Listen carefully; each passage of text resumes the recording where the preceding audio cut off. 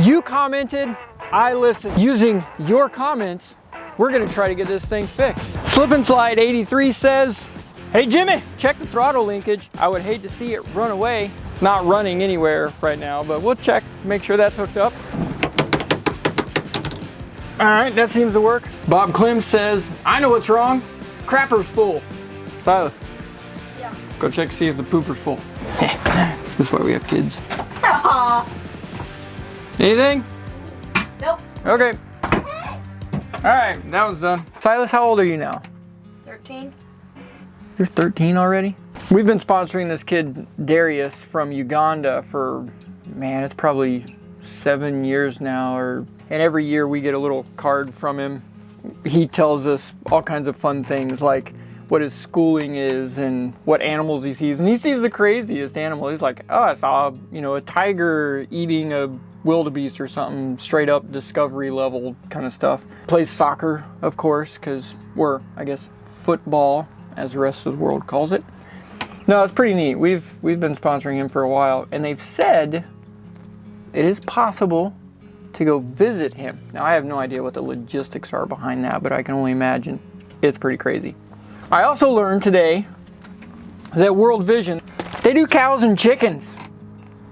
How much fun would that be to be like, I'm gonna buy this family a goat and 3 chickens apparently, and some rabbits. They use it to produce income for them. And I'm not a fan of just going over and making dependency out of any sort of program at all. I'm about a hand up, not a hand out. And that's what I love about them. They also do wells, water wells, which would provide water for a whole community. That is super duper cool.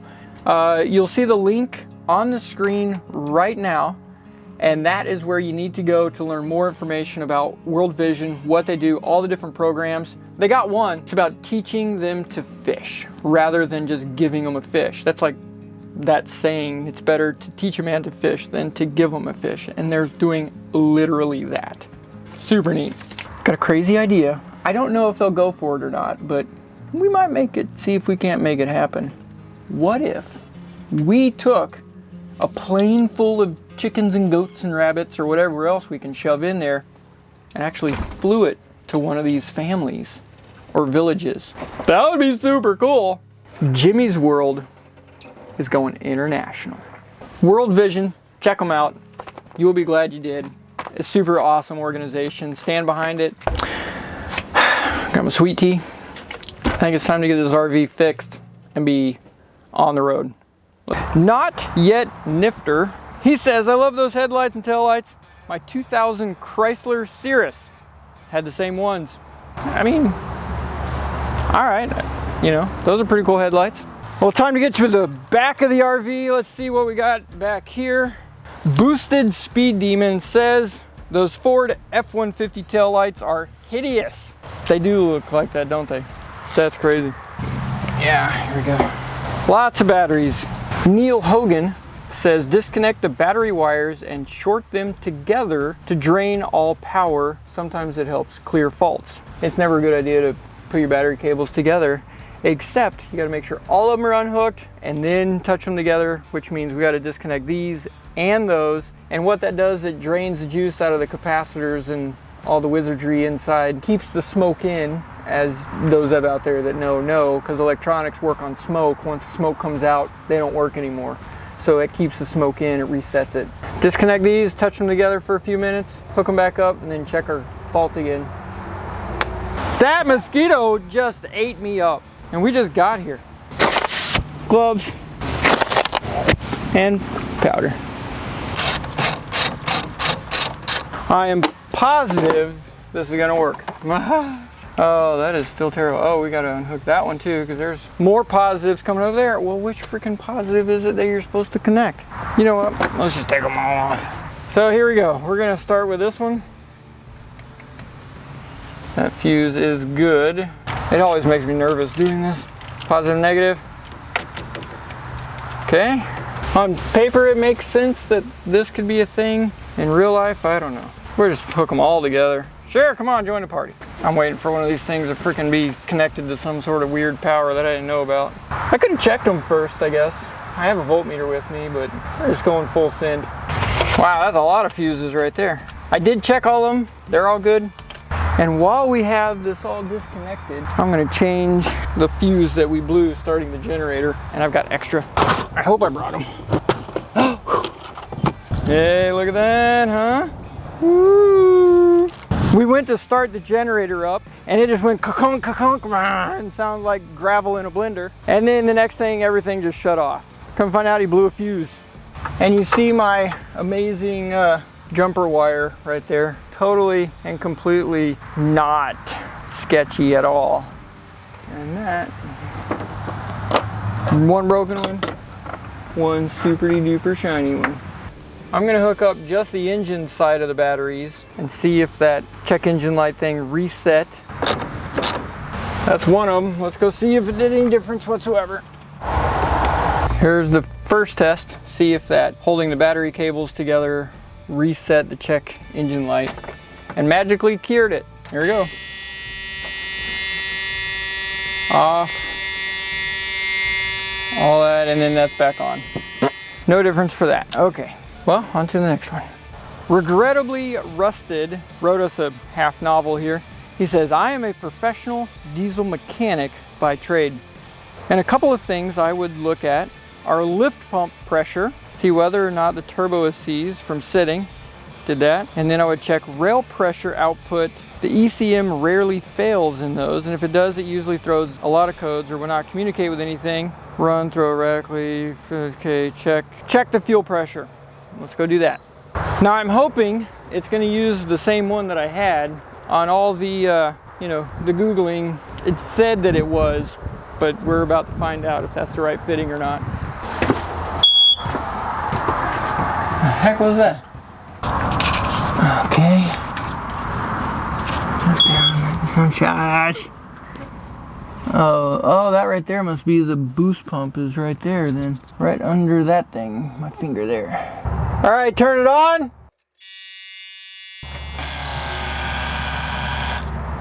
That's the lift pump, and it's making noise, and it shut off when it was supposed to. So I would say we're gonna old school redneck test this thing, and I'm gonna lift up on this right here, and it should dump fuel out of the bottom and turn that pump back on. Let's see.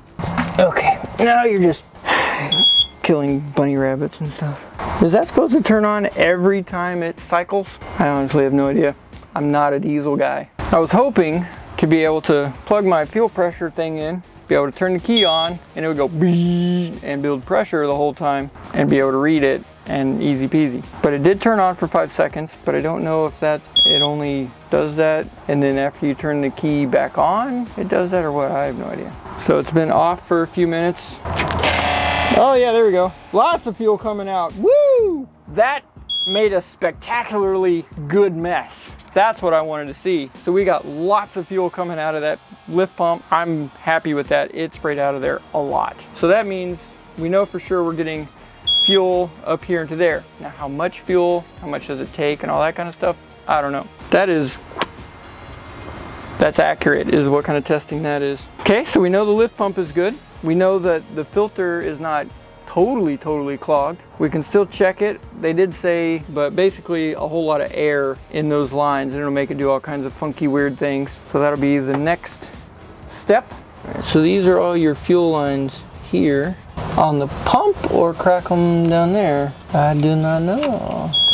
Mr. Terry. Yeah.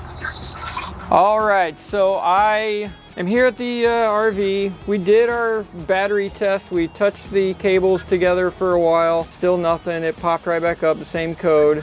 I came over to just to verify because I want to have fuel spraying all over the place. I'm gonna crack them, all 6 of them. And then do you want me to bleed them with the lift pump? Will it go all the way through or do I need to try starting it and running it? You don't have to do anything else past it. Just crack them and they'll self-bleed any air out of it. The fuel will push the air out of the nut and then you'll start getting fluid. All right, thank you, sir. Yep. Bye. That sounds sketcy as crap. Yeah, just crack the fuel lines open and then start it up and see what happens. Okay. Look at that! First shot. Oh wow, that is on there. Oh, There you go.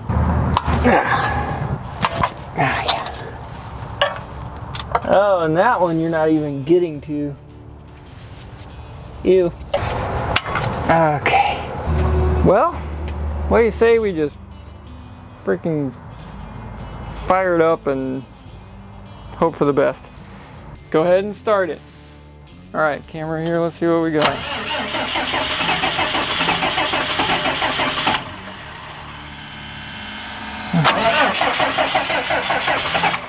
Hold it! Oh, there we go, now they're bleeding. There we go. That's what I was expecting, was that pump to keep running. There you go. And I probably added a whole bunch of air when I was draining all that fuel out of there. Not surprising. I want to get all these just puking out.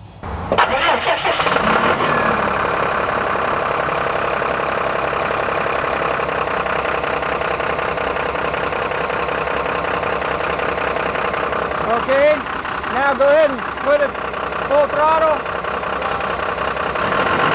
Okay. Hold it.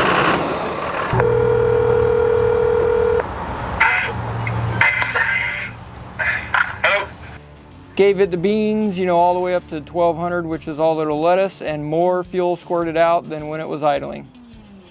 Okay, so that's a good thing. That means the pump is actually doing what it's supposed to be doing, and it's an electronic issue governing it. Okay. So that we need to check the harness between the PCM and the pump. It's not getting a step-up command. Okay, and I mean, I thought that's what we did the first time. The diagram or the flow, the troubleshooting flow, we went through to check reference signal we were getting, to check the ground between it and the volt, I mean, all that stuff, the resistance and everything, in the harness wise, seemed to be what it was supposed to be doing. And there's no corrosion or anything on it? No, we couldn't find any electrical issues that look like they would be suspect. I'm almost guessing it's the neutral safety switch. But it goes into gear and everything. But that's the mechanical gear of it. So it's like Fords, they have... This has a button on it. It's a button push thing. I understand that, but if the switch, the neutral safety switch doesn't change, the shifting is still mechanical. But if the switch is just a diaphragm in there to tell the computer through relays and inputs that it's in whatever gear. And if it thinks that the coach is still in neutral, do this, put that thing in drive and see if it'll start. Okay, all right, here we go. I'm gonna turn the key on and we're gonna see if we can't. It says, oh, put it in reverse drive. Okay, let's see if it'll crank. Nope, nothing. Let's put it in neutral. Yeah, that's not it. Okay, so it cranks in neutral but not drive? Correct. You know, the other thing we could do is just shove propane or something right into the throat of this thing and see if it'll go up higher. We'll force fuel into it. That's one thing we could do. Oh, that's the flash for the headlights when you pass somebody. You go, dooga dooga, thanks. Still the same thing, just a different episode. It's like seeing a rerun. New day, same problem. At least this time we have sweet tea. An engine is an engine. It needs three things: air, fuel, and heat. Basically, how diesel works is it puts air and fuel into the engine. It goes wham, the piston comes up, squeezes really hard, compresses it until it gets hot enough, and then boom, it explodes, shoves that piston back down, and then does it on the next cylinder. What we're running into an issue is we're not getting enough fuel and or air when the engine is needing it. And I think what the problem is, well, we don't know what the problem is. That's why we're trying your comments to find out. Where we're at right now, sit rep. We know we've got air. We know we have fuel. Something is telling the fuel not to get more of it. So we crack the line, we rev it up, more fuel comes out, which means our pumps are working. The lift pump is working, that's working. And you're screaming into the television or phone or computer, whatever you're watching this on, saying, Jimmy, the fuel filters, the fuel filters, the fuel filters. Like 1,000 comments about the fuel filters because it's been sitting for a long time. And diesel fuel starts turning back into a dinosaur after a while with all the stuff that's in it. One fuel filter goes right here. This fuel filter goes down there. There's at least 2 of them, and there might be a third one on this that goes between this one and the gas tank. We're gonna change these out and see if that makes any difference whatsoever. Maybe I'm wrong. I hope I'm wrong, but after what I've seen, I don't think it's gonna make any difference. But I'm gonna do it anyways because you guys have put in like 1,000 comments, and well, you're the ones fixing this thing. 364 electronics control module to pump, whatever. Fuel pressure is good. Disconnect line from fuel pump, and if the code changes, wiring is good. If you're lucky, just bad connections. That's what we're gonna try now. Right there, okay. All right, okay. Gross. 1, 2, 3, 4, 5, 6. 1, 2, 3, 4. All right, start it up, let it run for, I don't know, 30 seconds or so, maybe a minute, and turn it off, and then check the codes, and it's the exact same code. It is the same code? Yep, Okay. and that's the only code. It didn't get a new one. Well, if it's in the lift pump, according to the Cummins manual, it'll disappear. That code will go inactive, possibly give the new code, but if it didn't disappear, it's not in the lift pump. Now let me ask you this question. Is there any possibility whatsoever that it would be bad fuel filter at this point? No, because it idles. Basically, let's just unplug and plug everything back in and see if by some miracle we just happen to find something. Yeah, I love everything. It's at this point, I'm gonna stab myself. Ow. Yeah. Yep. So now we're gonna play musical relays. Plug that thing back in. Anything else over here we can plug or unplug? And I've done that one a couple times previously. I redid these relays. I found what I think might be a loose connection down there. Loosened up those wires right there. So I'm thinking let's go ahead and start it back up and see if one of these things that I messed with did anything. And I reconnected the loose pump. Checking the light will go off, and then it'll come back on. Boop! There it is, right on time.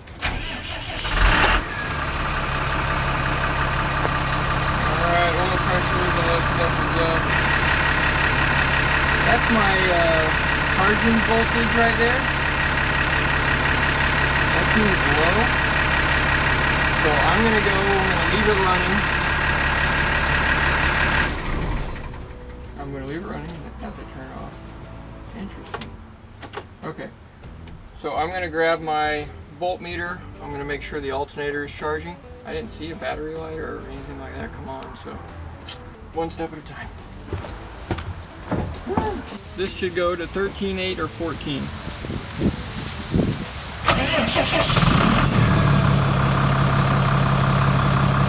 That's not good.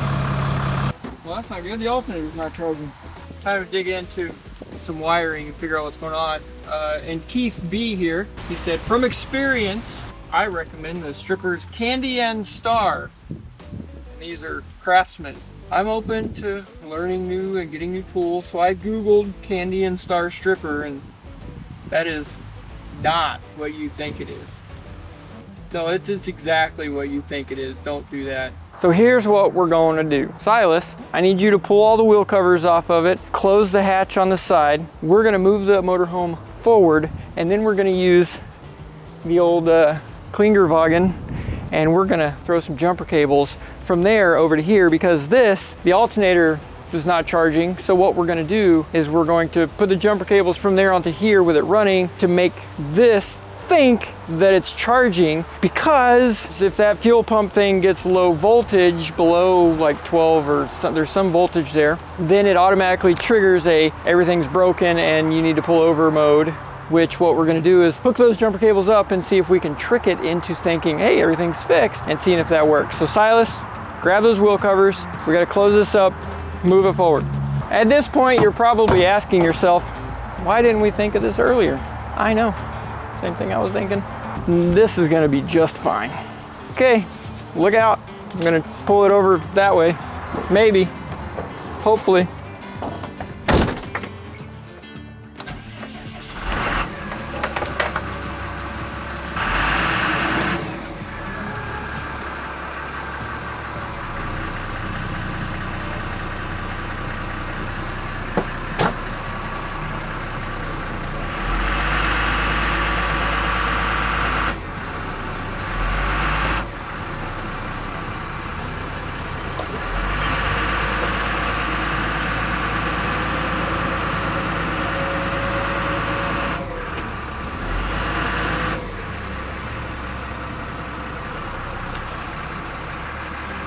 What?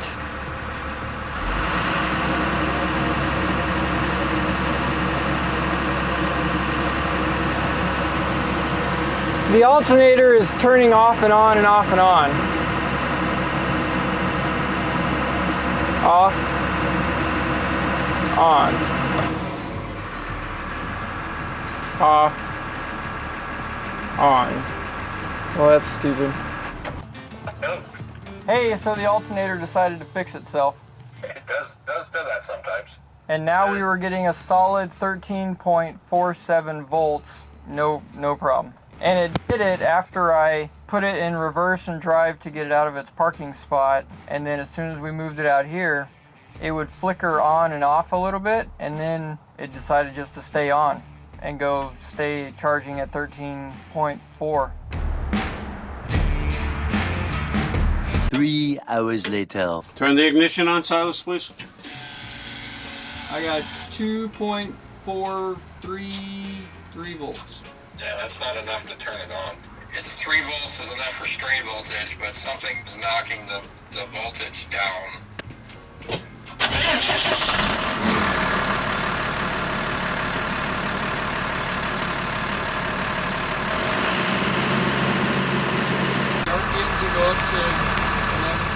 We got here at about noon. It is now 7. In that 7 hours, what did I learn? Steve was right. And hire a professional. I mean, yeah. So just don't even bother putting comments in anymore. I don't even know what I'm saying at this point. I need a Mountain Dew. That's what I need.